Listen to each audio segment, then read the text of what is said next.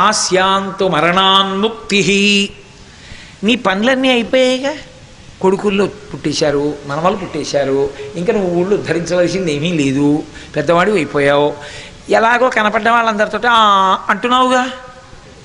ఉందో లేదో వైరాగ్యం ఉన్నది నిజమైతే ఇక సూర్యుడు పశ్చిమ దిక్కుకు వాలిపోతున్నాడని నమ్మితే కాశీ వెళ్ళుండిపో. ఉండిపోతే ఏమవుతుంది? చచ్చిపోయేది ఏదో ఇక్కడ చచ్చిపోతే ఏమవుతుంది? మోక్షం వచ్చేస్తుంది. అదేంటండి ఇక్కడ చచ్చిపోతే మోక్షం ఎలా వచ్చేస్తుందండి అంటారేమో. ఇక్కడ మోక్షం ఎందుకు వస్తుందో చెప్పారు. అందుకే కాశీ కైవల్య ఫలదాన కల్పవల్లి. ఇది కల్పవృక్షము యొక్క తీగ వంటిది, లేదా కల్పవృక్షము యొక్క అనుగ్రహము వంటిది. మోక్షాన్ని అంత అలవోకగా ఇయ్యగలదు. ఇక్కడ వచ్చి ఉన్నా ఈశ్వరుడికి దగ్గర పడతాడు. ఎందుకో తెలుసా అండి, ఇక్కడ కాశీపట్టణంలో ఒక లక్షణం ఉంది. ఇక్కడ కలియుగం లేదు, ఎప్పుడూ కృతయుగమే. మీకు అదో లక్షణం. కాశీపట్టణమునందు కలియుగం అన్న మాట లేదు. నిరంతర కృతయుగం ఒక్క కాశీ అందే ఉంటుంది. ఎందుచేతంటే కలియుగంలో పుట్టినటువంటి వాళ్ళకి ఒక పెద్ద బాధ ఉంటుంది, ఒక పెద్ద అదృష్టము ఉంటుంది. కలియుగం తర్వాత కృతయుగం వస్తుంది. కృతయుగంలో పుట్టే అవకాశం ఇవ్వరు కలియుగంలో పుట్టిన జీవులకి. ఎందుకంటే కలిపురుషుడు విశేషమైన పాపములు చేయిస్తాడు. అసలు ఆ కలియుగం ప్రారంభమైనప్పుడు చతుర్ముఖ బ్రహ్మగారు అడిగారు, కలియుగం అని అందరూ హడిలిపోతున్నారు, పాపములకు పరాకాష్ఠ అంటున్నారు, ఈ కలిపురుషుడు ఎలా ఉంటాడు నేను చూడాలనుకుంటున్నాను, ఒకసారి పిలవండి వాడిని అన్నారు. ఆయన సభాప్రవేశం చేశాడు. ఆయన ఎడంచేత్తో నాలుకని పైకి లాగతీసి పట్టుకుని కుడి చేత్తో తన అవయవాన్ని పట్టుకుని వచ్చాడు, లైంగిక అవయవాన్ని. బ్రహ్మగారు చూసి ముక్కున వేలేసుకుని, సభాప్రవేశం ఇలా చేసావా, ఎవర్రా నువ్వు ఆ కలిపురుషుడు అన్నారు. నేనే అన్నాడు. ఏమిట్రా ఆ నిలబడ్డం ఏమిటి, ఆ పట్టుకోవడం ఏమిటి అని అడిగారు. ఆయన అన్నాడు, ఇది తినవచ్చు, తినేటప్పుడు ఇలా తినాలి అని నియమం ఏమీ లేకుండా తిని బతుకుతాను కలియుగంలో. లోకాన్నంతటినీ నాలుక చేత పాడి చేస్తాను. కనీసం కాశీ వచ్చి కూడా భిక్షాందేహి కృపావలంబనకరీ మాతాన్న పూర్ణేశ్వరి అనడు, అనకుండా తింటాడు. కాబట్టి భగవంతుణ్ణి తలుచుకోడు. భోజనం చేసేటప్పుడు యజ్ఞంతో సమానం కాబట్టి భగవన్నామాన్ని ముందు పెట్టి, మధ్యలో పెట్టి, చివర పెట్టి భోజనం చేయడు. నిశ్శబ్దంగా భోజనం చేయడు. కూర్చుని చెయ్యడు. ఎక్కడ పడితే అక్కడ నిలబడిస్తాడు, లేకపోతే కుర్చీల్లో కూర్చుని చేస్తాడు. శారీరకమైన అస్వస్థత ఉంటే వేరు, నేను దాని జోలికి వెళ్ళటలేదు. లేకపోతే కుర్చీల్లో కూర్చోవడం, లేకపోతే ఎప్పుడు నిలబడి నాడీమండలానికి ఉత్ప్రేరకాన్ని అలవాటు చేయడం. అలవాటు చేసి ఆ వేళకి అది పడకపోతే నాడీమండలం పని చెయ్యని స్థితిని ఏర్పాటు చేసుకోవడం. తెల్లవారేటప్పటికి కాఫీ, సాయంకాలం కాఫీ, మధ్యాహ్నం కాఫీ, గంటకి కాఫీ. నేను అక్కడతో ఆగిపోతున్నాను. కాబట్టి ఉత్ప్రేరకాలని తాగడం, ఎక్కడ పడితే అక్కడ కూర్చోవడం, ఎక్కడ పడితే అక్కడ నిలబడి తినడం. అసలు బఫే గురించి నేను ఎందుకు చెప్పాలి ఇప్పుడు? కాబట్టి ఇదిగో ఇటువంటి వ్యవస్థ అంతా వస్తుంది. కాబట్టి ఇది తినచ్చు, అది తినకూడదు అని నియమం ఏమీ లేదు. మితాహారము, సాత్వికాహారము, దైవర్పితాహారము, న్యాయార్జితాహారము అని 4 నియమాలు ఉండాలి. ఏవీ ఉండవు, తినేస్తాడంతే. కాబట్టి దాని చేత మనసు 6వ వంతు తిన్న ఆహారంలోంచి వస్తుంది. ఆహారం తీసుకుంటున్నప్పుడు ఏ నియమాలు పాటించాడో దాని సారము యొక్క 6వ వంతు మనస్సు. సంకల్ప వికల్ప సంఘాతమై ఉంటుంది. సాత్వికమైన ఆహారం కాదు కనుక రజోగుణ తమోగుణ ప్రకోపంతో బతుకుతూ ఉంటాడు. కాబట్టి ఆహారము చేత పాడు చేసేస్తాను. 4 జిహ్వేంద్రియానికి పాడు చేస్తాను. 2 ఇక ఏ విధమైన కట్టుబాటు లేదు కామానికి. ఇది చూడొచ్చని లేదు, ఇది చూడకూడదని లేదు. పశువు కన్నా హీనంగా కామమును తృప్తిపరుచుకోవడమే జీవనంగా బతుకుతూ ఉంటాడు. అంత విశృంఖలత్వాన్ని కల్పిస్తాను కామంలో. ఈ 2 చేత భ్రష్టుల్ని చేస్తాను. ఎంత భ్రష్టుల్ని చేస్తానో తెలుసా? కలియుగాంతమునందు వెళ్ళిపోయినటువంటి జీవుల్ని కృతయుగంలో పుట్టడానికి వీలు లేని స్థితి కల్పింపబడుతుంది. వాడు ఎంత పాపం చేసేస్తాడంటే ఓ 60 ఏళ్ళో 70 ఏళ్లలో వాడు ఇక మళ్ళీ కృతయుగం, త్రేతాయుగం, ద్వాపరయుగం అయిపోయి మళ్ళీ కలియుగం వచ్చేంత వరకు యమదండన పొందుతూనే ఉండాలి. అంత పెద్ద పాపాలు చేస్తాడు. ఇప్పుడు ఈ దండన ఎన్నాళ్ళు పడుతుందంటే కొన్ని యుగముల పర్యంతము దండన అనుభవిస్తాడు. అనుభవించి మళ్ళీ కలియుగం వేల్టికి వీడు పునరుత్పత్తికి సిద్ధపడతాడు. మళ్ళీ కలియుగం మళ్ళీ ఇలాగే ఉంటుంది. అందుకే కృతయుగం ఇలా కాదు. కృతయుగం భగవంతుని వైపు అనురక్తి కల్పించి కృతయుగంలో ఉన్నంత మాత్రం చేత మోక్షానికి దగ్గర పడిపోతాడు. అందుకే కృతయుగంలో వాళ్ళు 199 మంది మోక్షాన్ని పొందుతారు. కాశీపట్టణమునందు ఎప్పుడూ కృతయుగమే, అసలు ఇక్కడ ఇంకొక యుగం లేదు. ఇక్కడికి వచ్చి కలియుగం అండి అనకూడదు. అందుకే నేను మీతో చెప్పాను, నిన్న కలి ప్రవేశింపడానందకాననమున, ఇక్కడికి కలిపురుషుడు ప్రవేశించడు, పంచక్రోశముల మధ్యలోకి ప్రవేశించడు. కనుక ఇది ఎప్పుడూ కృతయుగమే. ఇక్కడ ఉన్నవాడు కృతయుగంలో ఉన్నవాడిగా లెక్క తీసుకుని వచ్చే యుగంలో జన్మనిచ్చేస్తాడు. పాపములన్నీ కాలిపోయాయిగా మరి ఇక్కడ ఉండడం వల్ల. కాలిపోయిన కారణం చేత కృతయుగంలో పుట్టేస్తాడు. కలియుగాంతమునందు పుట్టడం వల్ల ఏమవుతుందంటే కృతయుగంలో తరించిపోతాడు. కాబట్టి ఇది ఎప్పుడూ కృతయుగంతో ఉండేటటువంటి క్షేత్రం. ఒక్కసారి మనుష్య జన్మ దాటిపోయిందనుకోండి, ఇక కాశీపట్టణ ప్రవేశం లభ్యం కాదు. ఏదో పుణ్య సంచయం ఉండి ఇక్కడ క్రిమికీటకాదులుగా పుడితేనే చెప్పలేను. మనుష్యునిగా పుట్టి సంకల్పం చేత కాశీపట్టణ ప్రవేశం చెయ్యాలి అంటే మనుష్యుడై ఉంటేనే రాగలడు. మనుష్య ప్రాణి అనుకోండి, నేను కాశీ పెడతానండి అని రాగలడు. క్రిమో కీటకమో అయితే కాశీ పెడతానంటే అని ఎక్కడి నుంచి వస్తుంది? కాకినాడ నుంచి వస్తుందా? భిలాయి నుంచి వస్తుందా? రాదు. ఒక్క మనుష్యుడైతే కాశీలో ఏదో జరుగుతోందంటే వెళ్ళొద్దామని వస్తాడు. నేను ఇంకొక మాట మీతో చెప్తున్నది, మిష ఏదో జరుగుతోందన్నది ఒక మిష కింద పెడతాడు ఈశ్వరుడు. ఎందుకో తెలుసా? నిజానికి ఏదో చేస్తే ఇక్కడ ఏదో జరుగుతుందని ఏం లేదుగా, ఇక్కడికి రావడమే చాలు. అది అడ్డు పెట్టి ఏం చేస్తాడంటే ఒక సహృదయం కలిగినటువంటి వ్యక్తి చేత సంకల్పం చేయిస్తాడు. అది శివ సంకల్పమస్తు. ఇప్పుడు అడ్డు పెట్టి లాగుతాడు. ఎంతమంది అర్హులున్నారో వాళ్ళందరినీ కాశీపట్టణ ప్రవేశం చేయించి కూర్చోబెడతాడు ఇక్కడ. కాబట్టి అదిగో అలా ఇక్కడికి వచ్చిన వాడెవరో వాడు కృతయుగంలో ఇన్నాళ్ళు ఉన్నవాడితో సమానం. కృతయుగంలో చేసిన పుణ్యం మాటలు కాదుగా.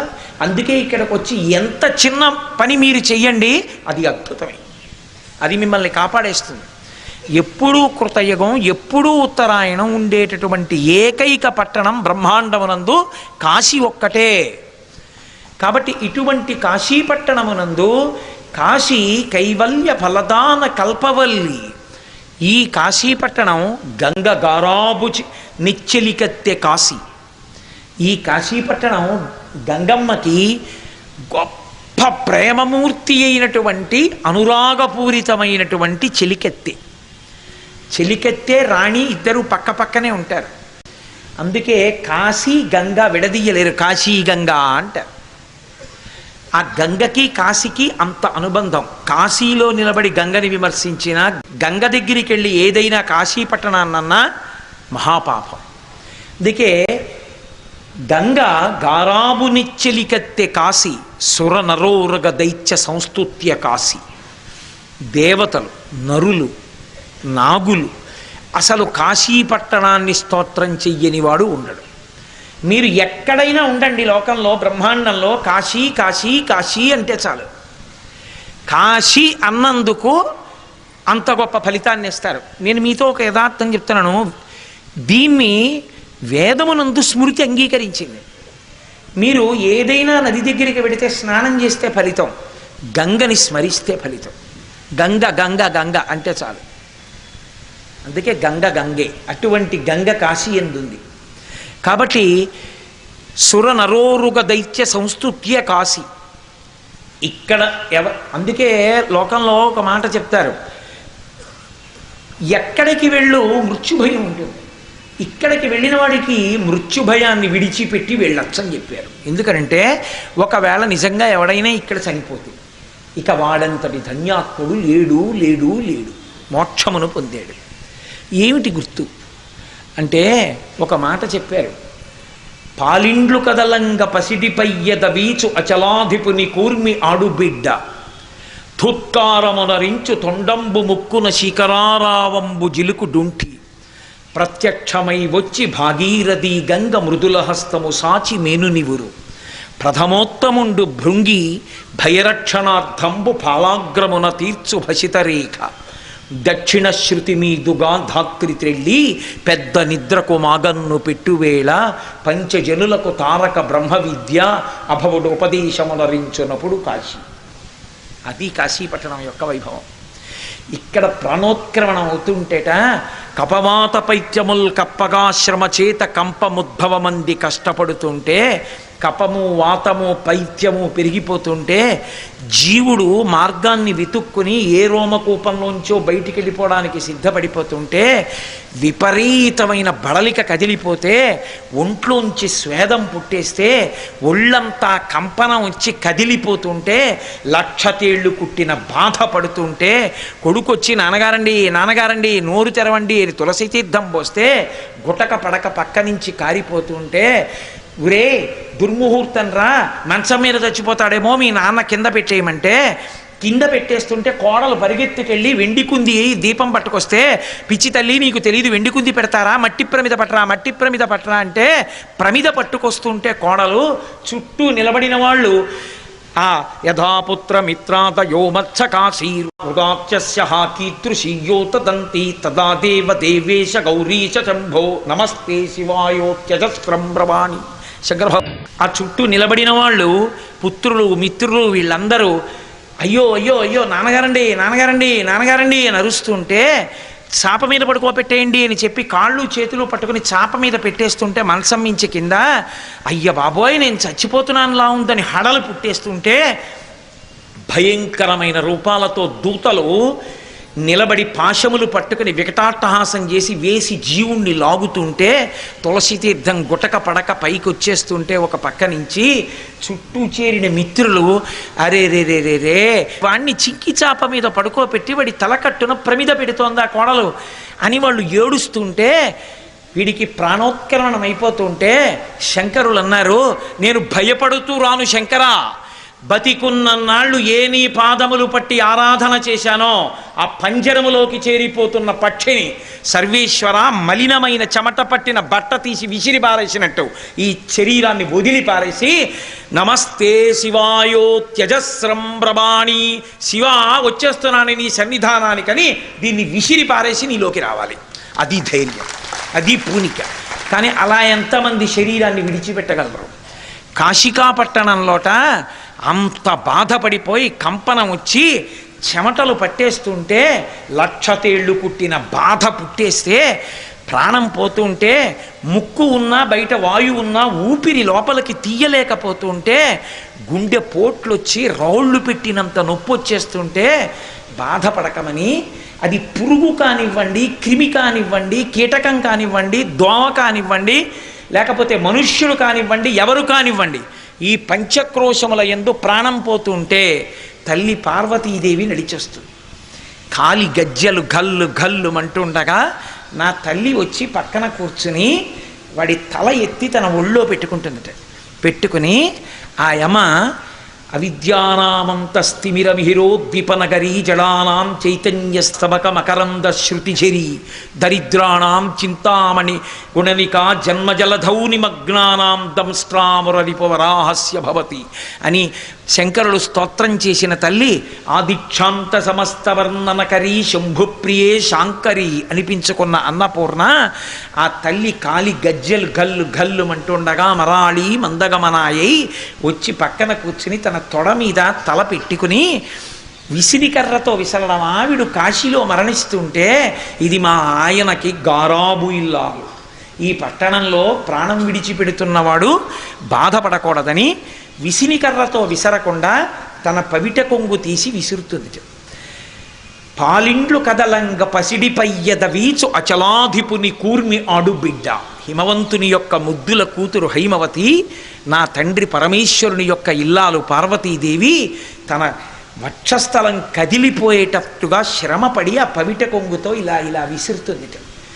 ఆ గాలి తగిలి అమ్మా జగదంబా నీ ఒళ్ళోనా పడుకున్నాను, ఏమి భాగ్యవంతుణ్ణమ్మా అని ఇలా కన్నులు విప్పి అమ్మవంక చూసి నక ధీదితి సంచన్నన మజ్జనతమో గుణ.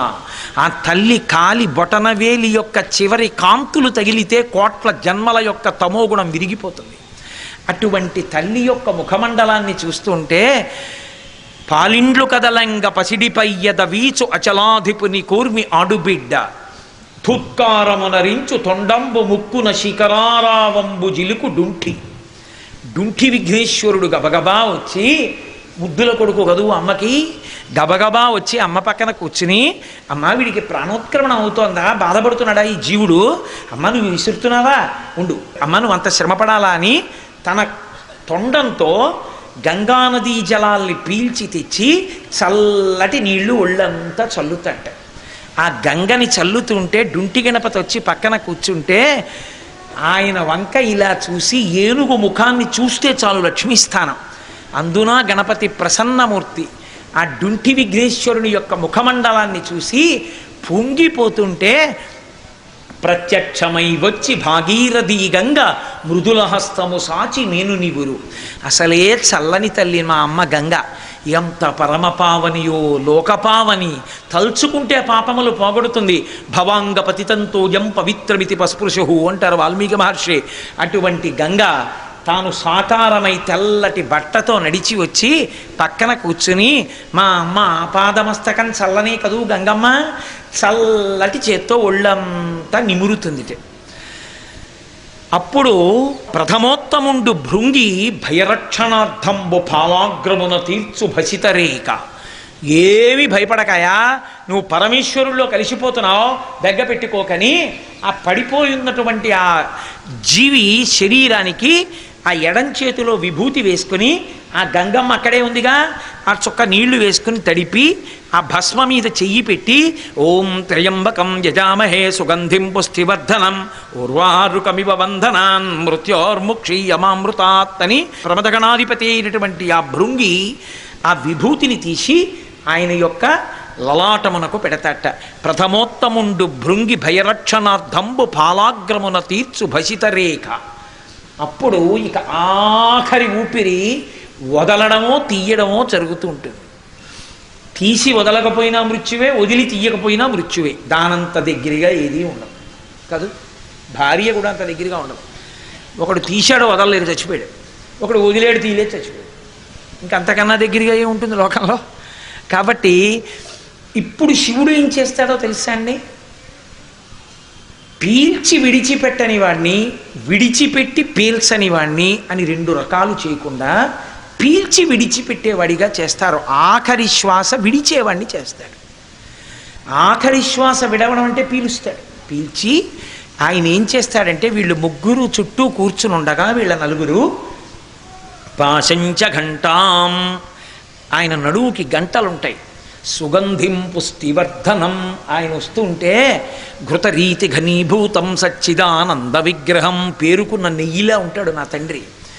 ఎంత సువాసనో పరమేశ్వరుడు వస్తుంటే, అసలు పరమేశ్వరుడి వంటి సౌందర్యమూర్తి లోకంలో లేరు. అందుకే కదూ శ్రీ మహావిష్ణువంతటి వాడు సేవించి సేవించి ఆయన శరీరంలో అర్ధభాగాన్ని పొందాడు భార్యగా.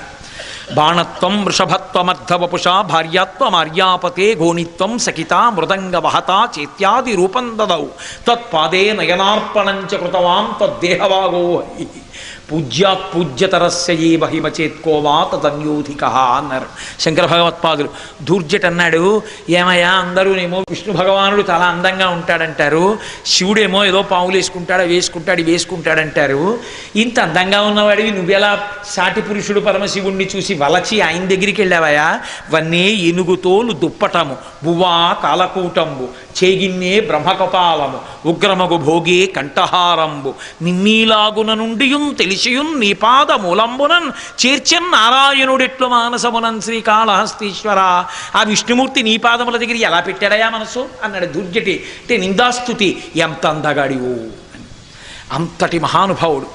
గంటలు మోగుతుండగా పరమేశ్వరుడు నడిచొచ్చి దగ్గర కూర్చుని ఆయన ఇలా బాగా దగ్గరగా ఉండి వాడి ముఖానికి ఆయన ముఖం తగులుతుండగా ఆయనకి కపర్ది అని పేరు, పెద్ద జటాజూటం, అరుణజటేశ్వరుడు. ఇలా జటలు వేలాడుతుంటాయి ఎర్రగా. ఆయన ఇలా వంగితే ఆ జటలు వచ్చి ప్రాణోత్క్రమణమైన ఆ జీవుడికి తగులుతుంటే యముడు పాశం వేయడమే. హడిలిపోవద్దు, వక్షస్థలం మీద దన్నాడు యమధర్మరాజు గారిని. అప్పటి నుంచి హడలు ఆయనకి. మార్కండేయుడి ప్రాణములను ఉగ్గడిస్తుంటే నేను శివనామం చెప్తుండగా యముడు నన్ను ఏం చేయగలడన్నాడు. యముడు ఏమైనా చేస్తాడేమో అని లేదు. కింకరిష్యతి వయ్యమహ, నేను చంద్రశేఖరుడి పాదములు నేను పట్టుకుంటే యముడు నన్నేం చేస్తాడన్నాడు. దీనికి కోపం వచ్చింది ఆయనకి. ఏమిట్రా నేనేం చేయలేను, నిన్ను పాశం వేశాడు. ఆయన శివలింగం పట్టుకున్నాడు. ఆ పాశం వేయడంలో శివలింగానికి ఆయనకి కూడా పడింది. ఆయన అంత భక్తితో నన్నేం చేస్తాడని అడిగితే ఊరుకోకుండా పాశం వేస్తావా అని లేచొచ్చి ఎడంకాలి పాదంతో తన్నాడు. చంపే యముడు చచ్చిపోయాడు.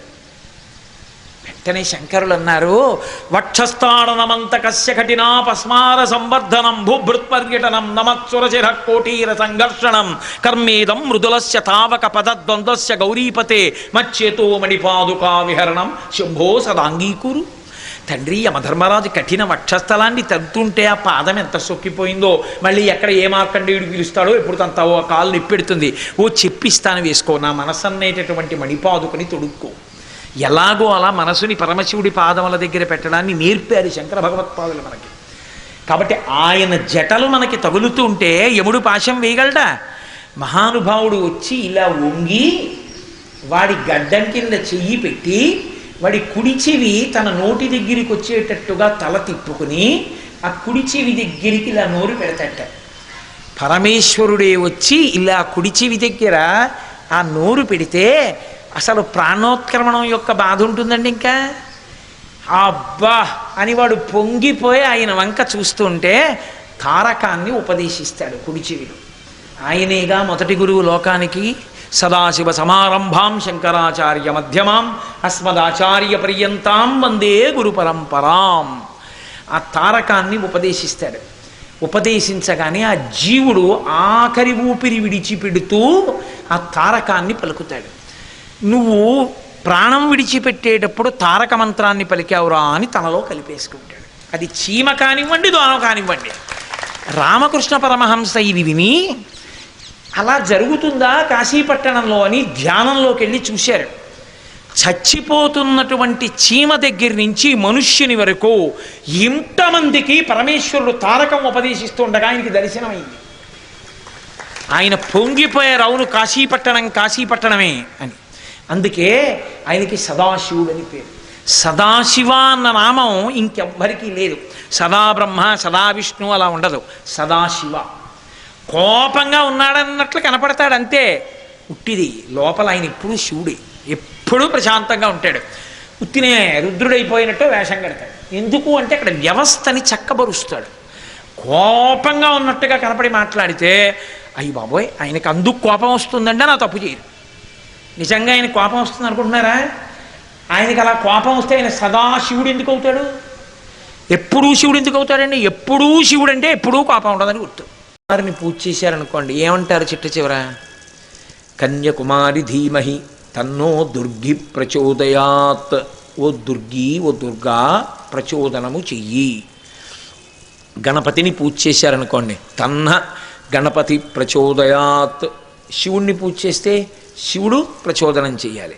అసలు గాయత్రి మంత్రంలోనే ప్రచోదయాత్.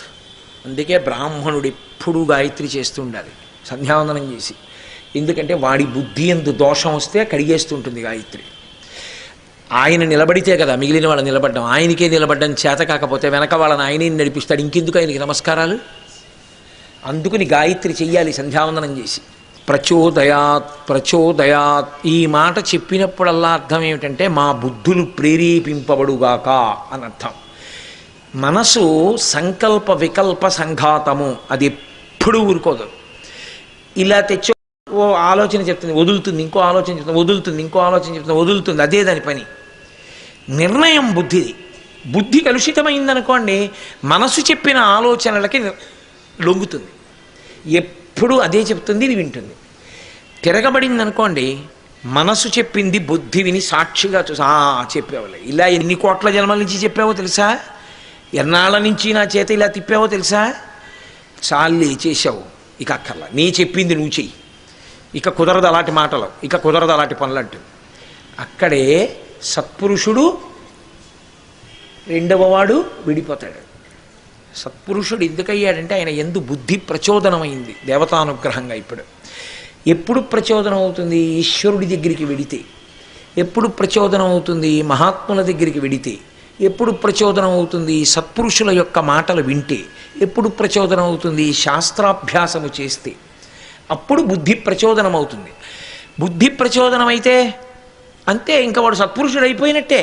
ఎందుకంటే మనసు చెప్పడం దాని లక్షణం అండి. మనసు అంటుంది, చూసావా చూసావా చూసావా, ఎవరు చూసి వచ్చారు, అది అక్కడ పడుంది, చక్కగా ఎవరో బంగారు మారేడుదలం ఇక్కడ పడేసుకున్నారు, జేబులో పెట్టుకో పర్వాలేదు అని. అయ్యో అయ్యో అయ్యో తప్పు కదూ, బంగారు మారేడుదలం ఇక్కడ దొరికితే అది ఈశ్వరుడి దగ్గర పెట్టేయాలి, ఎవరో ఈశ్వరుడికి ఇద్దామని తెచ్చి ఉంటారు, దొరికింది, నీ అదృష్టం, నీ చేత్తో ఇచ్చుకో అంటే నువ్వు పట్టుకుపోవడం ఏంటి అంటే. అందుకే మరి నేను చెప్పేది, ఈశ్వరుడు నీకు ఇవ్వాలనే నీకు దొరికేట్టు చేశాడు అని కొత్త ప్రతిపాదన తెస్తుంది. అప్పుడే మీరు ఓ మాట చెప్పగలగాలి, నీకు ఇవ్వాలనుకుంటే శివాలయంలో మారేడుదలంగా ఇవ్వక్కర్లేదు, నీ జీతంలోనే పెంపుదల చేసి ఇప్పించచ్చు. నోరు ముయ్యి, చెప్పేవి ఇలాంటి మాటలు చాలా కాలం అని అనగలిగిన బలం బుద్ధికి వచ్చిందనుకోండి, మనసు చెప్పి సాధించలేదు. పైగా ఏం చేస్తుందో తెలుసా, కొన్నాళ్ళకి దిక్కుమాలిన మాట చెప్పావు, ఆ కోణంలో ఒక్కసారి చూశా, అందుకని ఇప్పుడు ఈ పాపం పోవడానికి ఏం చేయాలో తెలుసా నేను అని, శతమూల శతాంకుర సర్వగంహరతు మే పాపం దూర్వాదు స్వప్ననాశిని. ఇంకోళ్ళ మీద అసహ్యం వేస్తే ఎలా ఉంటామో అలా మనసు మీద అసహ్యపడి, దిక్కుమాలిందానా ఎటువంటి ఆలోచన చెప్పావో చూసావా, కలుషితమైంది నా బుద్ధి, నా ఆలోచన సరళి ఎంత దోషం వచ్చింది, ఇప్పుడు నేను ఆ పాపం పోగొట్టుకోవడానికి ఇదిగో గడ్డిపరక ముట్టుకుంటున్నాను అని గడ్డిపరక ముట్టుకుంటాడు. అందుకు ముట్టుకుంది సీతమ్మ. భర్త పక్కన లేనప్పుడు పరపురుషుడితో మాట్లాడుతున్న దోషం పోవడానికి గడ్డిపరక పట్టుకుంది, వేదమునందు ప్రమాణం ఉంది కాబట్టి ఇప్పుడు గడ్డిపరక పట్టుకున్నావు, మనసు ఏం చేస్తుంది, చిన్నబుచ్చుకుంటుంది. అయ్య బాబు ఎంత అన్యాయంగా తీసాడు రమ్మని, గడ్డిపరక ముట్టుకున్నాడు, ఇలా చేశానని, బాబు ఎందుకు వచ్చిన గొడవ. గయ్యాళి భర్తకి సాత్వికమైన పెళ్ళం సలహా ఒక రోజు చెప్తుంది, 2 రోజులు చెప్తుంది, 3 రోజులు చెప్తుంది, 4వ రోజు ఏం చేస్తుంది, నా కర్మ ఇంతేను అని ఆయన ఏం చెప్తే అలాగే లేండి. కొడుకు పెద్దవాడే, అమ్మ ఎందుకమ్మా నువ్వు చెప్పవు నాన్నగారికి అంటే, ఆయనకి మనం చెప్పలేనురా. మనసు కూడా అలా సాత్విక భావన పొందుతుంది. నేను చెప్పను ఇంకా అలాంటి మాటలు, ఎందుకో తెలుసా, ఆయన ఏం విండు. ఇప్పుడు పూర్వం వినేవాడు అలాగే, ఇప్పుడేం విండవు. ఇప్పుడు పూర్వం వినేవాడు, ఇప్పుడు ఎందుకు వింటలేదు, వంగాడు, వంగిపోయింది. ఎందుకు వంగిపోయింది అంటే శాస్త్రము గురువు యొక్క సంపర్కం వచ్చింది ఇప్పుడు, దాని వలన వంగింది. ఈ వంగడం 2 రకాలుగాను వంగుతుంది. సత్సాంగత్యం కాకుండా దుష్టమైనటువంటి విషయములను వినడం, దుష్టమైనటువంటి నడవడగలిగిన వాళ్ళతో సాంగత్యం వచ్చిందనుకోండి, అటుకు వంగుతుంది. ఇనప ముక్క నీటితో కలిసింది, తుప్పట్టి విరిగిపోయింది. ఏమిటి దాని కర్మ, నీరు తగిలింది ఇనుముకి, పాడైపోయింది. సత్సాంగత్యం, ఒకానొక పువ్వు యందు ఒక చీమ ఉంది, ఇప్పుడు ఆ పువ్వు పరమేశ్వరుడి పాదముల యందు సమర్పణం చేయబడింది. ఆ చీమ కూడా పరమేశ్వరుడి పాదం మీదకి వెళ్ళి అలా పాకి ఆయన పాదముల యందు నివేదన చేయబడినటువంటి ప్రసాదం ఇంత పిసరు తిని శరీరం వదిలిపెట్టింది. స్కాందంలో బ్రహ్మోత్తర ఖండంలో ఇలాంటి సంఘటనలు చూపిస్తారు. అంతే, అది కోట్ల జన్మలు దాటిపోయి ఒక మహారాజుగా పుట్టింది. ఒక పువ్వులో దూరినందుకు కోట్ల జన్మలు దాటింది, నీటితో కలిసినందుకు ఇనుము విరిగిపోయింది. సంగమనందు దోషం లేదని చెప్పడానికి మనం ఎవరం? నువ్వు ఎవరితో సంగం పెట్టుకున్నావో నీ జన్మముద్ధరణ దాన్ని బట్టి ఉంటుంది. అందుకని తీర్థస్నానం వచ్చింది. ఈ తీర్థస్నానము అంత గొప్పది కాబట్టే తీర్థయాత్ర చెయ్యండి అంటారు. తీర్థయాత్ర చెయ్యండి, తీర్థయాత్ర చెయ్యండి అనడానికి కారణం ఏంటంటే, తప్పకుండా తీర్థమునందు ఎందుకు స్నానము చెయ్యాలో తెలుసుకుని స్నానం చెయ్యాలి. అందుకని అంటున్నారు, అనగా తీర్థములు కోట్లు కలవు కాశీయందు, కానీ మణికర్ణికయే తీర్థమని ఎరుంగు. ఎన్ని కోట్ల తీర్థములున్నా మణికర్ణికా తీర్థం ఏదుందో అది మాత్రమే తీర్థము. అంటే మిగిలినవి కావా? అది తీర్థము అని పిలిచినప్పుడు మిగిలినవి తీర్థములు అని పిలవడం కుదరదు. అంటే దాని శక్తి అటువంటిది. ఎందువల్ల అంత శక్తివంతము? 1008 సంవత్సరములు విష్ణు భగవానుడు తపస్సు చేస్తే వచ్చినటువంటి వరం అది. అందుకే ఆ మణికర్ణికా స్నానమునకు అంత శక్తి. అంతేకాని ఏమంటే ఇందులో స్నానం చేస్తే వస్తుందా అండి అన్నాడు అనుకోండి, కొయ్య మీదకి విద్యుత్ శక్తి తీగ వేస్తే మాత్రం ఎందుకు ఎక్కుతుంది విద్యుత్తు? అది నీరనుకోండి, ఎక్కుతుంది. మీకు ఫలితము కలగడానికి ఈశ్వరుడు చేసినటువంటి నియమం ఏమిటంటే మీ విశ్వాసము ప్రాతిపదిక. విశ్వాసము దేని వలన ఏర్పడాలి? గురువాక్యము వలన ఏర్పడాలి. గురువు గారు చెప్పారో అలా ఉంటుందా? అక్కర్లేదు, గురువుగారు చెప్పారు సత్యం అంతే. అందుకే శాస్త్రస్య గురువాక్యస్య సత్యబుద్ధ్యావధారణ సా శ్రద్ధా గణితా సిద్భి యయా వస్తూపలభ్యతే. గురువు శాస్త్రము చెప్పిన మాటలు సత్యమని ఎవడు నమ్మాడో వాడు అనుగ్రహాన్ని పొందేస్తాడంతే. కాబట్టి తీర్థస్నానము అందుకని గొప్పదైంది పార్వతి అని మణికర్ణికా స్నాన వైభవాన్ని పరమేశ్వరుడు తెలియచేశాడు.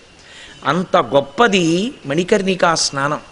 అటువంటి స్నానం మనం చెయ్యగలిగాము అంటే పరమేశ్వరుని యొక్క నిర్హేతుకమైనటువంటి కారుణ్యము కారణం తప్ప వేరొకటి మన కర్మకు కారణం కాదని గుర్తించాలి. మనకేదో ఉండిపోయి ఊడిపోయి మనం మణికర్ణికా స్నానం చేయలేదు.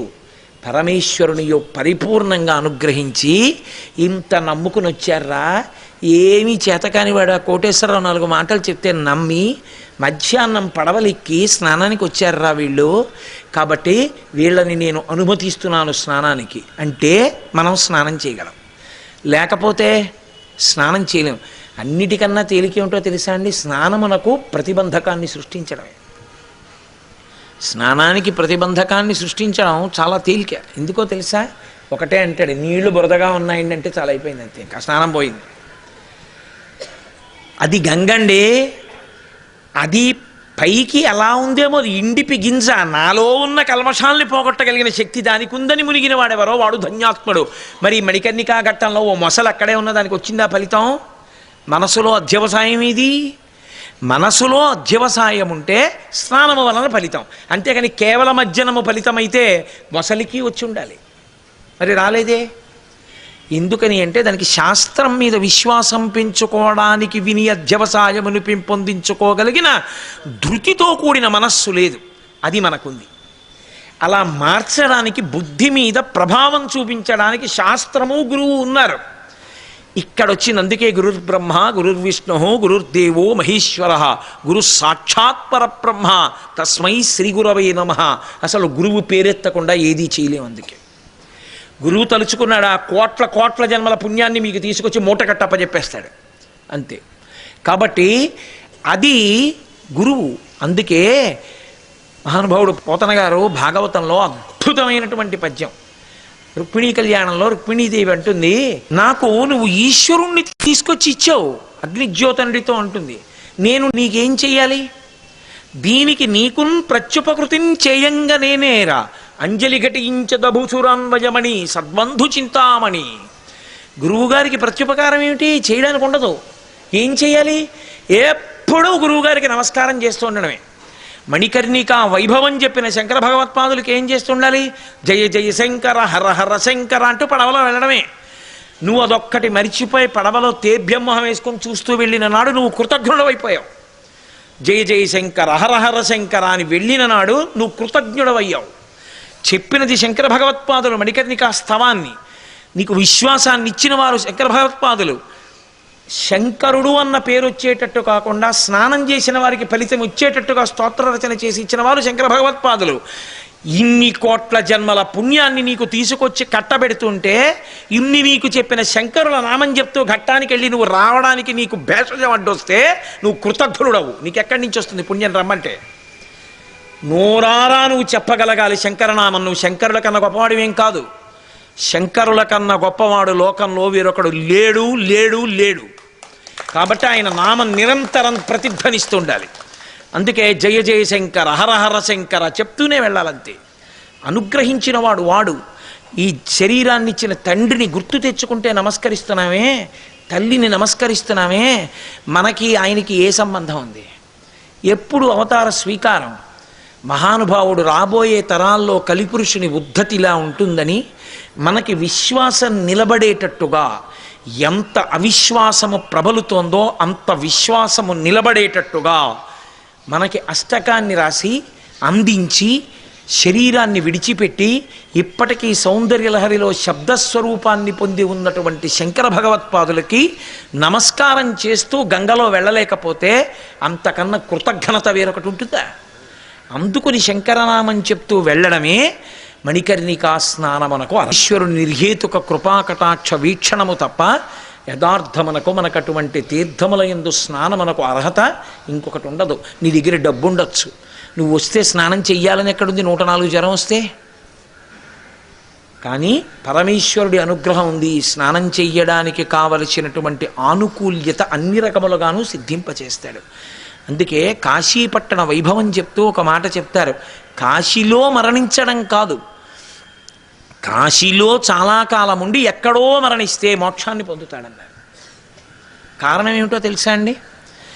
అయస్కాంతం మీద ఇనప ముక్కని పెట్టి బాగా రుద్దారు అనుకోండి, మీరు బాగా రుద్దేసిన తర్వాత ఇనం ముక్కను అక్కడ పెట్టి గుండు సూదిని పెడితే ఇనం ముక్క గుండు సూదిని లాగుతుంది. అది అయస్కాంతాన్ని రుద్దుకుని ఇనప ముక్క అయస్కాంతమైంది. కాశీపట్టణంలో ఉన్నవాడెవరో చాలా కాలము వాసము చేయడం చేత వాడు ఈశ్వర కృపకు పాత్రుడైపోయాడు. ఈశ్వర కృపకు పాత్రుడైపోయిన వాడు కొద్ది కాలం ఎక్కడో బయటుండి శరీరం విడిచిపెట్టినా ఇప్పటిది వాడికి ప్రతిబంధకం కాదు, వాడు మోక్షానికి వెళ్ళిపోతాడు. కేవలము వాసము చేత అంత గొప్ప శక్తి కలిగినటువంటి పట్టణం కాశీపట్టణం. అటువంటి పట్టణంలోకి ప్రవేశించడం, అటువంటి పట్టణంలో నిలబడడం పరమేశ్వరుని యొక్క అనుగ్రహం. ఇక్కడ అమ్మ విశాలాక్షిగా అన్నపూర్ణగా నిలబడుతుంది, ఆయన శక్తి స్వరూపం. ఇక్కడ ఉండేటటువంటి అమ్మకి అన్నపూర్ణ అని పేరు. అమ్మకి అనేక పేర్లు ఉన్నాయి, అన్ని చోట్ల ఒకే పేరు ఉండదు. ఒక చోట ఆవిడ సుగంధ కుంతలాంబ, ఒక చోట ఆవిడ నీలకుంతలాంబ, ఒక చోట ఆవిడ అఖిలాండేశ్వరి, ఒక చోట ఆవిడ మీనాక్షి, ఒక చోట ఆవిడ కామాక్షి, ఒక చోట ఆవిడ శారద. శంకర భగవత్పాదులకి అత్యంత ప్రీతిపాత్రమైన పేరు ఏదైనా ఉంటే లోకంలో అది శారద. శారద. అందుకే ఆయన పెట్టిన మఠాల పేర్లు శారదా మఠాలు. అటువంటి శారద, అటువంటి తల్లి కాశీపట్టణంలో అన్నపూర్ణ విశాలాక్షి. ఎందుకు పెట్టాలి ఆ పేరు అన్నపూర్ణ అని అంటే దానికి కారణం ఉంది. అన్నపూర్ణ అని ఎందుకు పిలుస్తారు? అన్నపూర్ణ అంటే అన్నపూర్ణ తత్వం ఎక్కడుంటుంది అంటే శరీరమునందు ఉంటుంది. అసలు ముందు మీరు అది గమనించాలి. అన్నపూర్ణ తత్వముగా శరీరమునందు ఉంటుంది. ఇప్పుడు అన్నం తిన్నానండి, జీర్ణం అవ్వలేదు, వాంతి అయింది, ఏమైనా ఉపయోగం ఉందా? అది అనారోగ్యం. తినడం ప్రధానం కాదు, తిన్నది వంట పట్టడం ప్రధానం. ఏది మీకు ముందు బయట ఉన్నప్పుడు మీకన్నా భిన్నంగా ఉందో అది మీరు తిన్న తరువాత మీరైపోవాలి. నేను మధ్యాహ్నం ఆనపకాయ కూర తిన్నాను, నేను ఇంకొక గంటన్నర పోయేటప్పటికీ ఆనపకాయ కూర నేను ఆనపకాయ కూర రెండు ఉండవి. ఆనపకాయ కూర నేనైపోతాను. నేనైపోవడం అంటే నా సప్తధాతువుల యందు అది ప్రవేశిస్తుంది, అది సప్తధాతువులుగా మారిపోతుంది. చర్మము, రక్తము, మాంసము, కొవ్వు, అస్థి, శుక్ల, మేధాగా మారుతుంది. అప్పుడు ఇక ఆనపకాయ కూర ఏది అని అడిగారు అనుకోండి, ఇందులో ఉండదు. అలా ఉండకుండా సప్తధాతువులుగా మారుతూ ఉండడాన్ని అన్నపూర్ణాతత్వము అంటారు. అది ఎంతకాలము దీనికి ఉంటుందో అంతకాలము ఇది ఉపాసనకు యోగ్యమవుతుంది. ఎప్పుడు అది పోతుందో శరీరంలో అప్పుడు అది ప్రాణోత్క్రమణమునకు సిద్ధమైపోతోందని గుర్తు. అంటే జీవుడు దీన్ని విడిచిపెడుతున్నాడని గుర్తు. అన్నపూర్ణాతత్వము వదిలిపెట్టేసింది అనుకోండి, ఇక దీన్ని వదిలిపెట్టేస్తున్నాడు జీవుడని గుర్తు. అంటే కోట శిథిలమైంది. అంటే ఇందులోకి ఏదైనా వేశారనుకోండి మీరు, అది పుచ్చుకోదు. మీరు ఏదైనా తాగారనుకోండి, ఉండదు. డాక్టర్లు అయితే డీహైడ్రేషన్ అంటారు, చాలా డేంజరస్ సిమ్టమ్, అంత తొందరగా ఒప్పుకోరు. అప్పుడు ఎక్కడికో వెళతానంటే కుదరదు, ముందు గబగబా ఆ ఉప్పు పంచదార కలిపిన నీళ్లు తాగండి అంటారు. ముందు శరీరంలో నీరు నిలబడాలి, ఎందుకంటే నీరు నిలబడకపోతే శరీరం ఉండదు. ఇది ఇప్పుడు డాక్టర్ గారు చెప్పడం కాదు, నేను డాక్టర్లను చిన్నపుచ్చట్లేదు. వైద్యో నారాయణో హరిహి. వేదం ఎప్పుడో చెప్పింది, లింగపురాణం ఎప్పుడో చెప్పింది. సంజీవనం సమస్తస్య జగత సలిలాత్మిక భవ ఇత్యుచ్యతే మూర్తిర్భవస్య పరమాత్మన అని చెప్పింది. నీటి రూపంలో ఈశ్వరుడు ఉంటాడు. ఆ నీరు ఇందులోకి వెళ్ళి ఇమిడినంత కాలం నువ్వు ఉన్నావు, భవతి భవతి భవతి అంటారు. నీరు ఇందులో ఇమడకపోతే ప్రమాదం వచ్చేసిందని గుర్తు. దాన్ని ఆపుతాడు. కాబట్టే ఈశ్వర స్వరూపం ప్రథమో దైవ్యోభిషకు. శివుడు వైద్యుడి రూపంలో ఉంటాడు. ఇప్పుడు ఆ నీరు అంత ముఖ్యం. ఆ నీరు లోపలికెళ్ళి ఇముడుతూ ఉండాలి, ఆహారము లోపలికెళ్ళి ఇమిడిపోవాలి. అందుకే ఆయన అదృష్టం అండి, ఏది తిన్నా జీర్ణం అవుతుంది అంటారు. ఒక్కొక్కటి దురదృష్టం చూడండి, ఇలా తింటాడు అంతే అనారోగ్యం వస్తుంది, ఇక వాడు ఎక్కడికి రాడు. ఎందుకన్నారనుకోండి, నిన్న రాత్రి నుంచి వాంతులు అవుతున్నాయండి అంటారు ఆయనకి. అన్నపూర్ణాతత్వమునందు దోషం వచ్చిందంటే అన్నము తినడంలో ఎప్పుడూ పరమేశ్వరుని యందు భక్తితో తిన్నవాడు కాడు. ఇప్పుడు అదే ప్రతిబంధకంగా నిలబడుతుంది. దీన్ని చరక సంహితలో మహానుభావుడు ఆత్రేయ మహర్షి ఎంత పెద్ద వ్యాఖ్యానం చేశాడో దీనికి. ధర్మలోపం వచ్చినప్పుడు పిండాండమునందు బయట బ్రహ్మాండమునందు కూడా ప్రతిబంధక స్వరూపంగా ఎలా నిలబడుతుందో చెప్పాడు ఆయన. ఆ ప్రతిబంధక స్వరూపంగా ఉండకుండా ఉండాలి అంటే అన్నపూర్ణోపాసన చేస్తూ ఉండాలి. అది నేనుగా మారిపోయే ప్రక్రియ అమ్మవారు కాబట్టి ఆవిడికి చెప్పకుండా, ఆవిడ్ని స్తుతించకుండా తినకూడదు. అందుకే మీకు అన్నపూర్ణాష్టకంలో మొట్టమొదటే ఓ మాట అంటారు, నిత్యానందకరీ. దీనికి పప్పు దీనికి కూర అని చెప్పలేదు ఆవిడ. ఆవిడని ఏం చెప్పారంటే నిత్యానందకరి, ఎప్పుడూ ఉండేటటువంటి ఆనందమును ఇయ్యగలిగినది, చేయగలిగినది. ఎప్పుడూ ఉండే ఆనందం ఏది? మోక్షానందం. మోక్షానందమును పొందడానికి కావలసినటువంటి అర్హత నీకు ఇచ్చున్నది ఆవిడే. ఆవిడ అనుగ్రహం ఉన్నదా, నీ పంచేంద్రియములు పరమేశ్వరుడి వైపుకి తిరుగుతాయి. ఆవిడ అనుగ్రహము లేదు, పంచేంద్రియములు భోగముల వైపుకి తిరుగుతాయి. సుందరకాండ అని ఆ కాండకి పేరెందుకు పెట్టారంటే మహర్షి, ఏకకాలమునందు భోగముల వైపుకి తిరుగుతున్నవాడు, ఏకకాలమునందు భగవంతుని వైపుకి తిరుగుతున్నవాడు, ఇద్దరిని ఒకే తల్లి ఎలా అనుగ్రహిస్తుందో పరదేవతగా సీతమ్మను అక్కడ పెట్టి చూపించారు సుందరకాండలో. ఆ సీతమ్మే శిశుపావృక్షం కింద కూర్చుంది. రావణాసురుడు వచ్చాడు, వాడికి ఆమె అనుభవింపబడవలసినటువంటి స్త్రీగా కనబడుతోంది, తానెత్తుకొచ్చిన ఆడదిలా కనబడుతోంది. అమ్మతనం కనబట్టలేదు, ఆడతనం కనబడుతోంది. పైన చెట్టు మీద ఒక ఆయన కూర్చున్నారు, ఆయనకి ఆడతనం కనబట్టలేదు, అమ్మతనం కనబడుతోంది. ఎవడికి అమ్మతనం కనపడిందో వాడు భవిష్యత్ బ్రహ్మ, ఎవడికి ఆడతనం కనపడిందో వాడు సర్వనాశనం అయిపోయాడు. 10 తలకాయలు ఉన్నా తెగిపోయి. నువ్వేం కావాలనుకుంటున్నావో సుందరకాండ చదివి నేర్చుకో. అది తీర్పు మహర్షిది సుందరకాండలో. లేకపోతే ఆవిడ అదే అయితే కర్ర, ఎక్కడ కూర్చొని వాడిని ఎవడన్నా బయట నుంచి తీసుకొచ్చి ఇది ఏమిటంటే కర్ర అనే అనాలి. మరి సుందరకాండలో సీతమ్మ హనుమకి అంత గొప్పగా ఎలా కనపడింది, రావణుడికి అంత హీనంగా ఎలా కనపడింది అంటే ఆవిడ శక్తి అదే. పంచతన్మాత్రలను భోగముల వైపుకి తిప్పుతుంది. భగవద్భక్తితో నిలబడే ప్రయత్నం చెయ్యకపోతే 5 ఇంద్రియములు భోగముల వైపుకి తిప్పేస్తుంది. కంటితో చూడకూడనివన్నీ చూస్తాడు. అందుకే అంటుంది, ఊరే నన్ను అపహరించి తెచ్చావుగా, ఇప్పుడు నువ్వు ఈ పాపం ఎక్కడికి వెళ్ళి పోగొట్టుకుంటా ఉంది. చూడకూడని చూపు చూశావు, మాట్లాడకూడని మాట మాట్లాడావు. మనమైనా అంతే, ఈ కంటితో చూడకూడనిది చూస్తే, మాట్లాడకూడనిది మాట్లాడితే అది పరదేవత ఇచ్చిన అనుగ్రహాన్ని పాడు చేసుకోవడమే. ఇప్పుడు అన్నపూర్ణ ఏం చేసిందంటే బయట అన్నాన్ని ఇచ్చింది, పిండాండాన్ని తినమంది, తిండిది జీర్ణం చేసుకుని కలిపింది, దీని శక్తితో నిలబెట్టింది. ఇందులో కొంత భాగం మేధస్సుగా మారింది, ఇంద్రియములను పరిపుష్టం చేసింది, కంటికి చూడగలిగిన శక్తిని, చెవికి వినగలిగిన శక్తిని ఇచ్చింది. ఇప్పుడు నీ పాత్ర ఏమిటి? బుద్ధి కలిగిన ప్రాణిగా నువ్వు శాస్త్రాన్ని గురువుని పట్టుకోవాలి. ఈ రెండూ వదిలేసి పనికి మాలినవు పట్టుకున్నావు. ఇప్పుడు ఆవిడేం చేస్తుందో తెలుసా అండి, ఈ దోషానికి శిక్ష వేస్తుంది. ఆ శిక్షయే వాటి యందు అనురక్తి రూపంలో నాశనం అయ్యే స్థితిని కల్పిస్తుంది. కొన్ని కోట్ల కోట్ల కోట్ల కోట్ల జన్మల కింద కెడతాడు మళ్ళీ.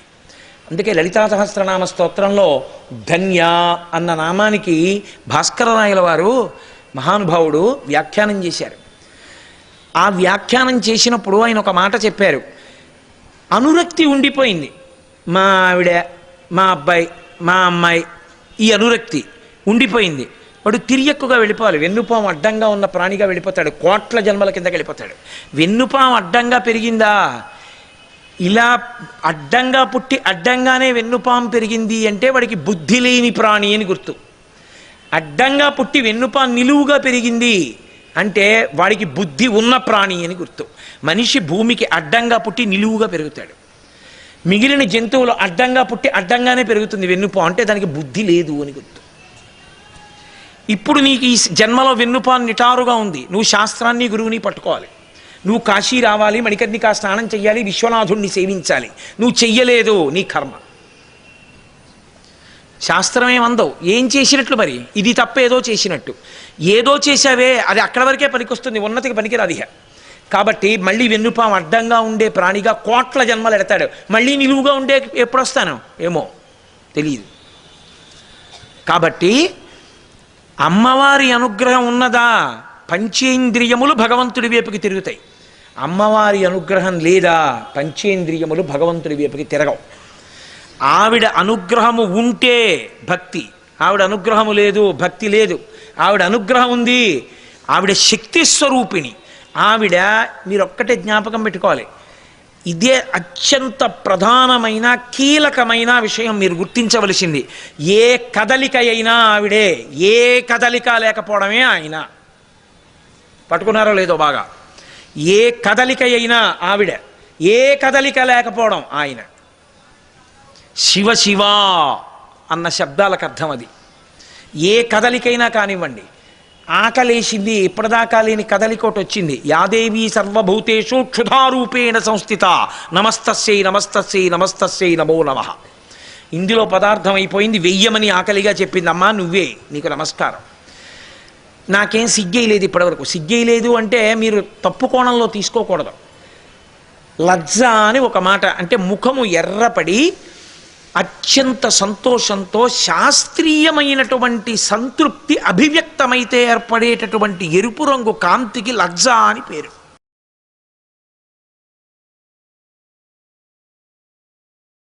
భర్తగారి ఇంటికి వచ్చినప్పుడు కులకాంత యొక్క ముఖము ఎర్రపడుతుంది, మావారు అని సంతోషంతో ఆనందపడుతుంది. అందుకే తిక్కన గారు మహాభారతాన్ని చెప్తూ ఓ మాట అంటారు, సూర్యుడు రోజు వస్తాడు ఇంటికి, ఆఫీస్కి వెళ్ళిన మొగుడు ఇంటికి రాడేంటి, అలాగే సూర్యుడు రోజు సాయంకాలం ఇంటికి వస్తాడు, కానీ సూర్యుడి ఇంటికి వచ్చేటప్పటికి పశ్చిమకాంత ముఖం ఎర్రపడుతుంది. అందుకని సూర్యాస్తమయమునందు పశ్చిమ దిక్కు ఎర్రగా ఉంది అన్నారు తిక్కన గారు. అంటే యాదేవి సర్వభూతేషు లజ్జారూపేణ సంస్థిత నమస్తస్యై నమస్తస్యై నమస్తస్యై నమో నమః.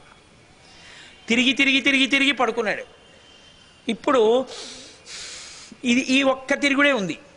జీర్ణాశయం కదులుతోంది, ఊపిరితిత్తులు కదులుతున్నాయి, గుండె కదులుతోంది, రక్తం కదులుతోంది, ఆలోచనలు కదలట్లేదు. ఇది యాదేవి సర్వభూతేషు నిద్రారూపేణ సంస్థిత నమస్తస్యై నమస్తస్యై నమస్తస్యై నమో నమః. ఏ కదలికలు లేవు, ఇలా కూర్చుని పంచేంద్రియములను అరికెట్టాడు. పంచేంద్రియోన్మాదంబు బాపి అంటారు పోతన గారు చోట. ఉన్మాదము వాటిది, పిచ్చి, అది అరికెట్టాడు. కన్నిలా తెరిచే ఉంది కానీ చూడదు, అంటే కంటికి మనసుకి మధ్యలో ఉండే కవాటం తెగిపోతుంది, చెవికి వినడానికి కవాటం తెగిపోతుంది, అలా ఉంటాడు. ఇదే యోగతారావళిలో మొన్న ఎవరో అన్నారు ఇక్కడ నాతో, యోగతారావళి వినాలండి ఒకసారి మీరు చెప్తేను. యోగతారావళి అద్భుతం, అందులో ధ్యానం గురించి శంకరులు అంటారు.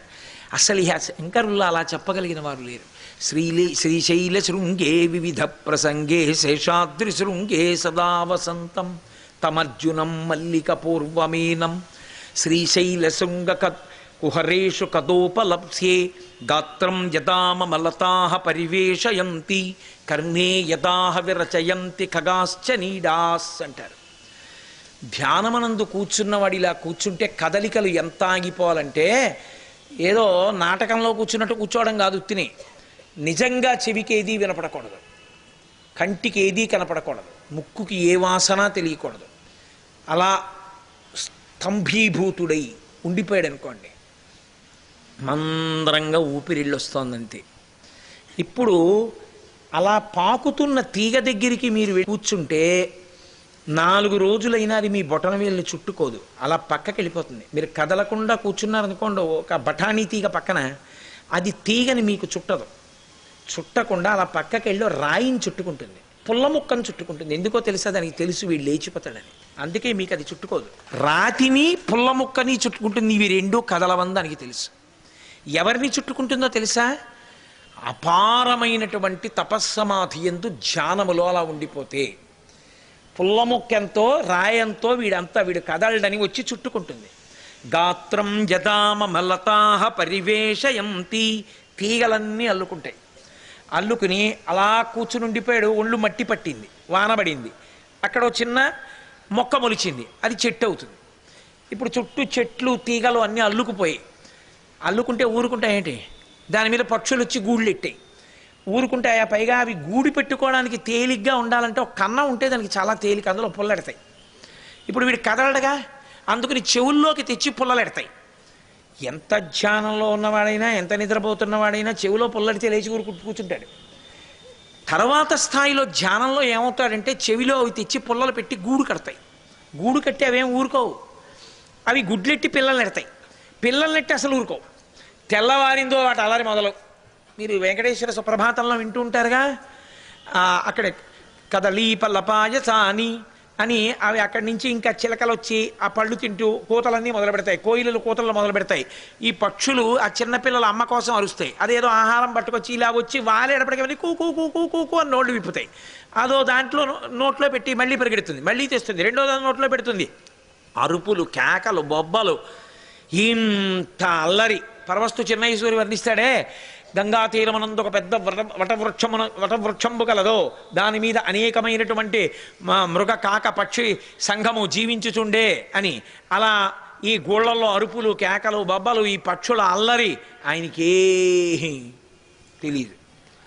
అలా ఉండిపోయిన స్థితి శంకరా నాకు శ్రీశైలంలో ఎప్పుడైనా వస్తుందా అన్నారు శంకరాచార్యులు వారు.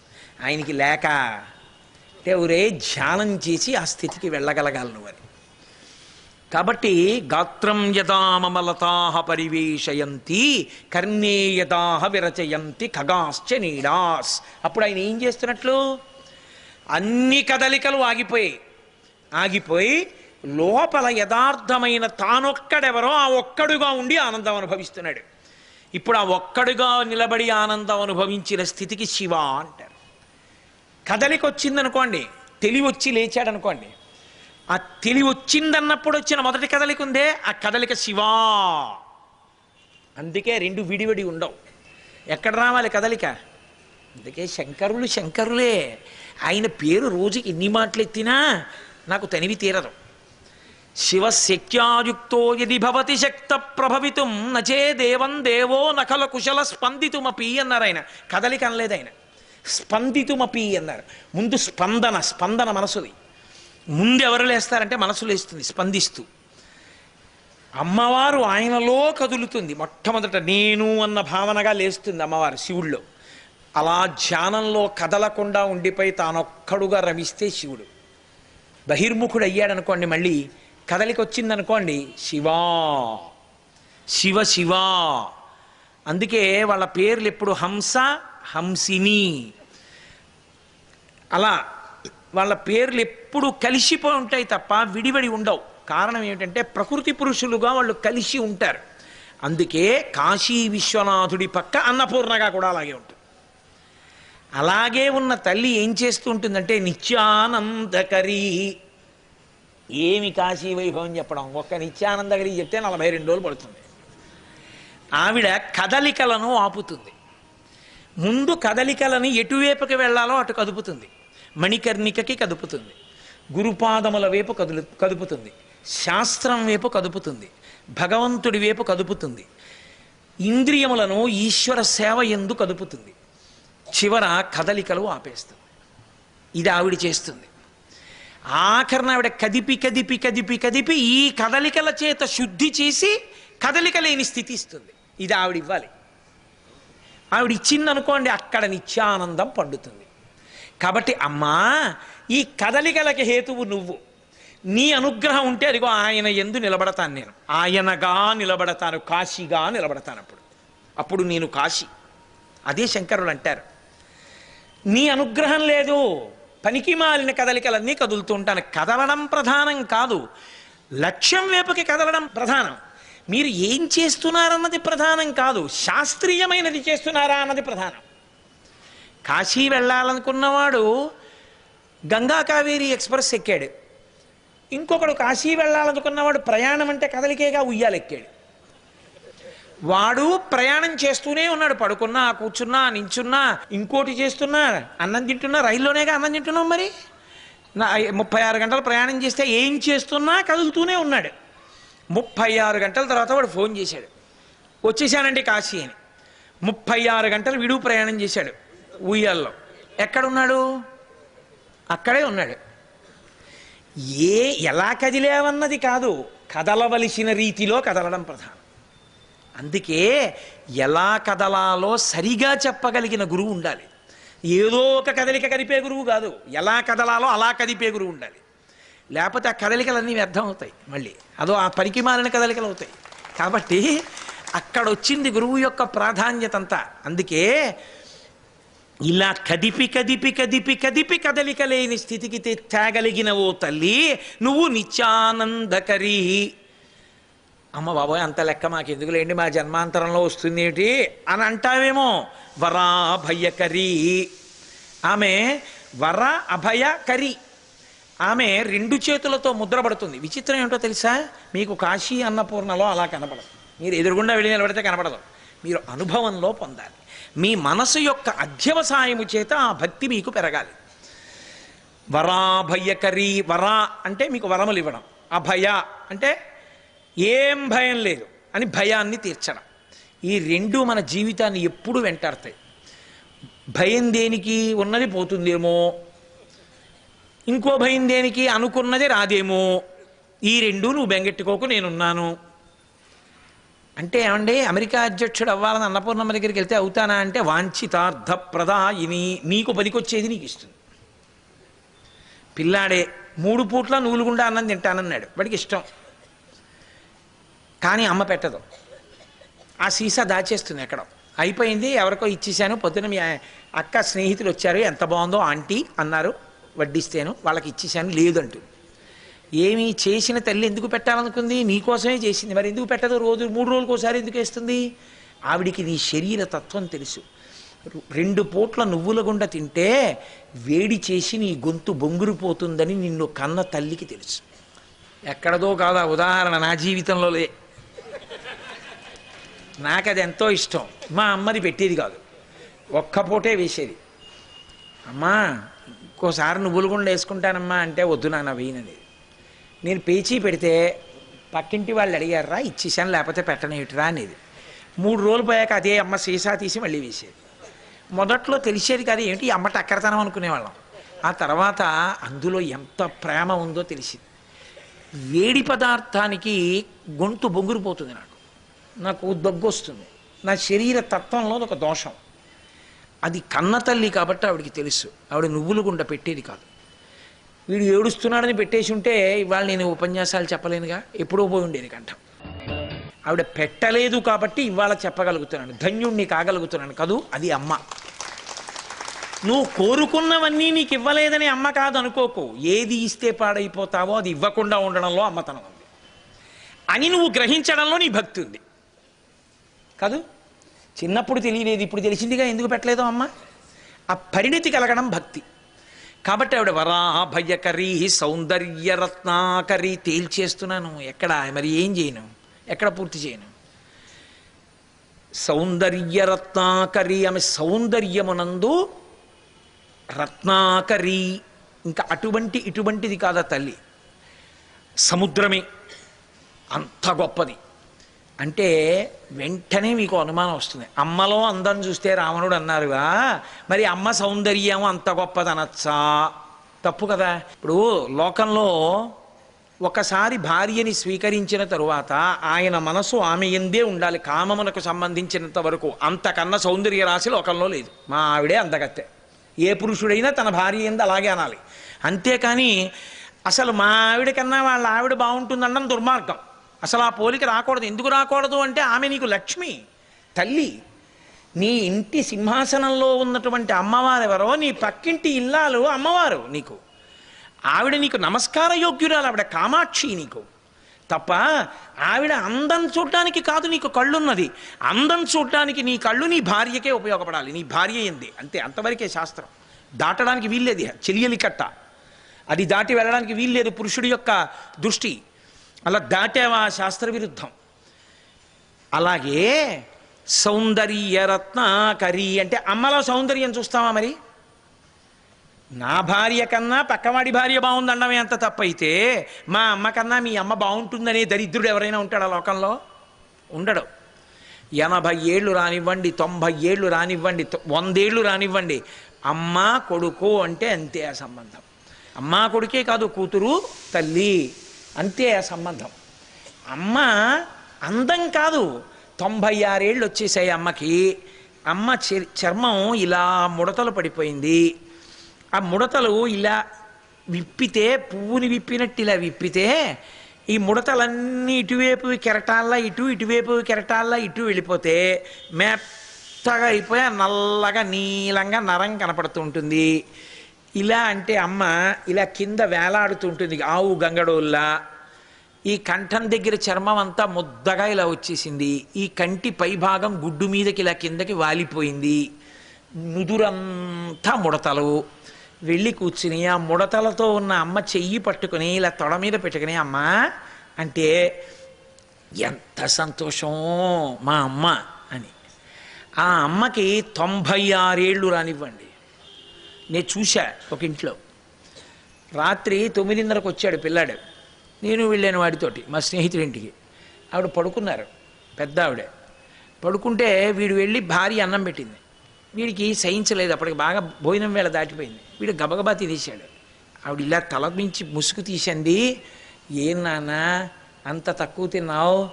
ఇలా రాత్రి లేటుగా వచ్చి ఇలా తింటే నీ ఆరోగ్యం ఏమైపోతుందిరా?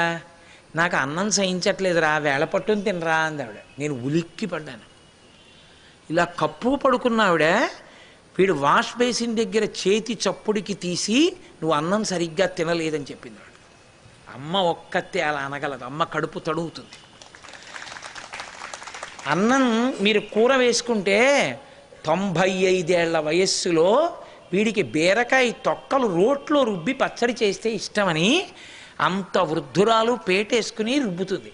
రుబ్బి వేలు రోట్లోకి ఆ పొత్రానికి మధ్యలో పడితే కొడుక్కి చెప్పకుండా కట్టు కడితే ఎందుకు చేసావు పచ్చడని దెబ్బలాడతాడేమో అని కట్టుకోవడం మానేసి ప్రేమగా వేలు కదపలేకపోతున్నా చెంచాతో పచ్చడి తీసివేస్తే వాడు కొద్దిగా మునివేళ్లతో తిని రెండో మాట వేసుకోపోతే తినలేదే అందం.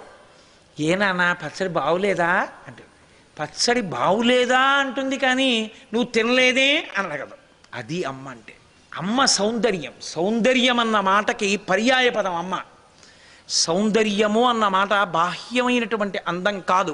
బాహ్యమైన అందము సౌందర్యమైతే పతనహేతువు. ఎందుకో తెలుసా అండి?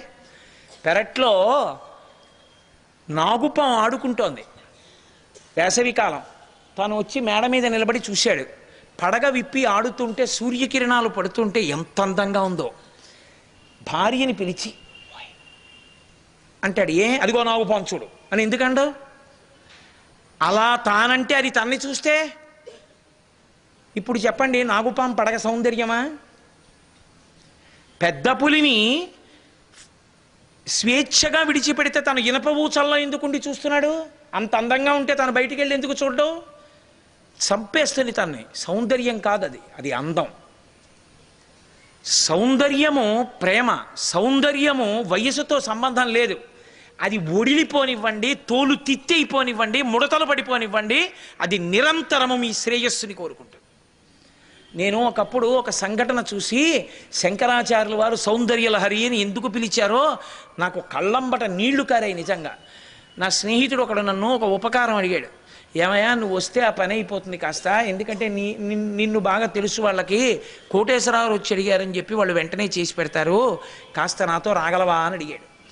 తప్పకుండా వస్తాను లేవా అని సాయంకాలం 4ంటికి ఆఫీస్ నుంచి బయలుదేరాం ఇద్దరం. వెడుతుంటే అతను అన్నాడు, ఈ ముందు సందులోనే మా ఇల్లు, కాఫీ తాగెడదాంలే రా అన్నాడు. ఇప్పుడు ఎందుకు లేవా పద అన్నాను. అంటే కాదు కాదు కాఫీ తాగెడదాం, మా అమ్మగారు ఉన్నారులే, కాఫీ ఇస్తారు రా అన్నాడు. అంటే వెళ్ళాం. వెడితే ఆవిడ తలుపు తీసింది. వాళ్ళ అమ్మగారు ఇదేంటి నాన్న ఈ టైంలో వచ్చావుంది, ఇంకా ఆఫీస్ టైం అవ్వలేదుగా అంతే. లేదులే అమ్మ చాలా ముఖ్యమైన పని మీద వెళ్తున్నాను, నువ్వు కోటేశ్వరరావు అంటుంటావే ఈయనే. అమ్మ మా ఇద్దరికి కాఫీ ఇస్తావా అన్నాడు. అమ్మ ముఖ్యమైన పని మీద వెళ్తున్నాను, ఇవాళ ఈయనతో వెళ్తే ఆ పని అయిపోతుందమ్మా, ఒక్క కప్పు కాఫీ అమ్మ తాగెళ్తానన్నాడు. ఆవిడ అలాగే నాన్న అని వెళ్ళి తీసుకొచ్చి ఆ కాఫీ పట్టుకొచ్చి పళ్ళెంతో అక్కడ పెట్టేసింది. పెట్టేస్తే ఇద్దరం కాఫీ తాగేసాం. కాఫీ తాగేసిన తర్వాత బయటికి వెళ్ళిపోతున్నాం. మళ్ళీ బయటికి వెళ్ళిపోతున్నా ఆడుకుంటున్నారు పిల్లలు. వాళ్ళు పరిగెత్తుకుంటూ వచ్చి అన్నారు, అంకుల్ అంకుల్ మీకు తెలుసా మా అమ్మగారి వేళ్ళు 4 తెగిపోయాయి అన్నారు. మేము తెల్లపోయాం. అదే మా అమ్మగారు 4 వేళ్ళు ఎందుకు తెగిపోయాయి, కాఫీ పెట్టించారే అన్న. అంటే లేదు, మా అమ్మగారు తలుపు పట్టుకుని మాట్లాడుతున్నారు, పెద్ద గాలి వేసింది, తలుపు ఒక్కసారి మూసుకుంది, మూసుకోవడంలో 4 వేళ్ళు తెగిపోయాయి మా అమ్మగారివి, మందు రాశాం అన్నాడు.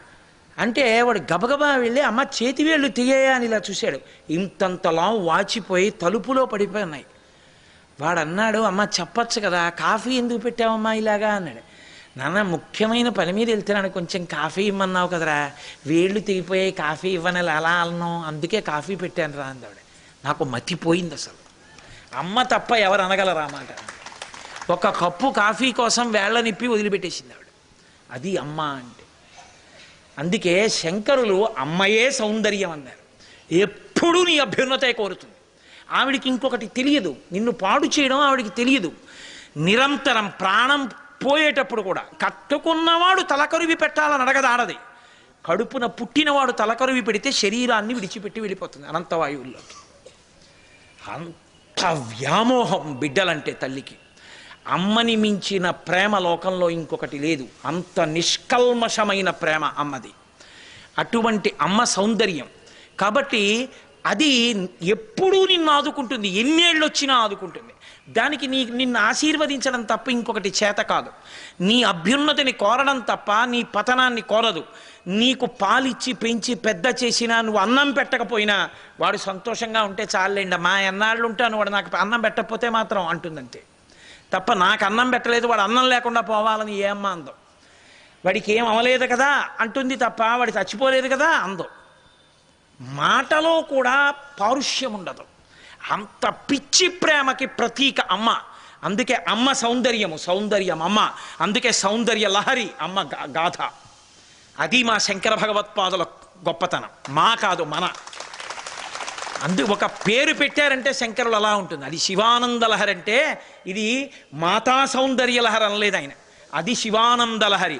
అమ్మయే సౌందర్యం, ఇంకా పల్లి పక్కన మాత ఎందుకు, అందుకని సౌందర్య లహరి అంతే. శంకరులు ఎంత అనుభవించారో చూడండి అమ్మ ప్రేమని. సన్యాసి అయినా అమ్మకంత పెద్దపీట వేశారు. అమ్మని తక్కువ చేసి చూడడం ఈ జాతిలో ఎప్పుడూ లేదు, అంత గొప్పది. అందుకే మొట్టమొదటి గురువు కూడా ఆవిడే, మాతృదేవో భవ.